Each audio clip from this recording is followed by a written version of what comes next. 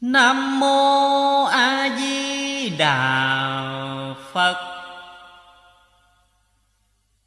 Hải tỉnh giấc hỡi muôn ngàn chiến sĩ, mở lòng xa thương nghĩ sanh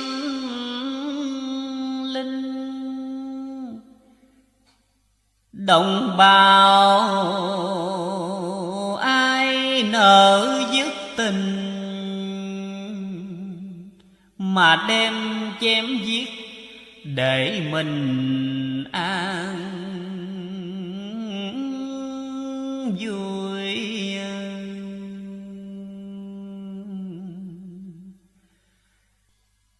Dù lúc trước nếm mùi cay đắng, kẻ độc tài đem tặng cho ta. Sau này tòa án nước nhà sẽ đem kẻ ấy mà giá tội hình. Lúc bấy giờ muôn binh xâm lược, đang đạp dài non nước Việt Nam. Thù riêng muôn vàng cho cam, cũng nên gác bỏ để làm nghĩa công.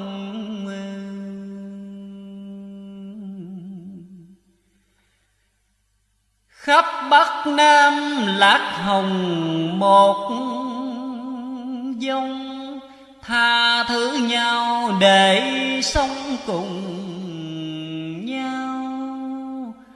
Quý nhau từng giọt máu đào, để đem máu ấy tưới vào địch quân.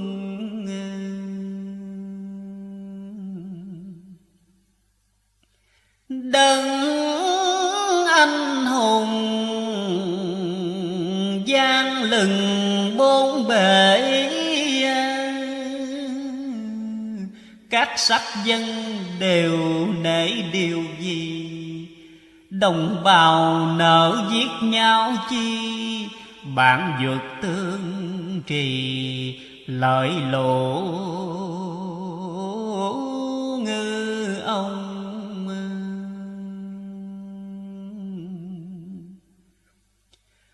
Hỡi những kẻ có lòng yêu nước, nghe lời khuyên tình được giấc mê.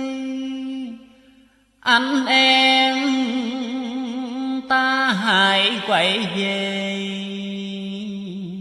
hiệp nhau một khối chớ hề phân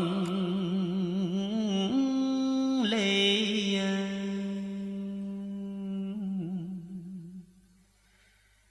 Đã đảo bọn Nam Kỳ nô lệ, kiếp cuối lòn thế hệ qua rồi.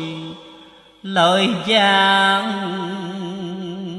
kêu gọi khắp nơi, anh em chiến sĩ nhớ lời ta khuyên.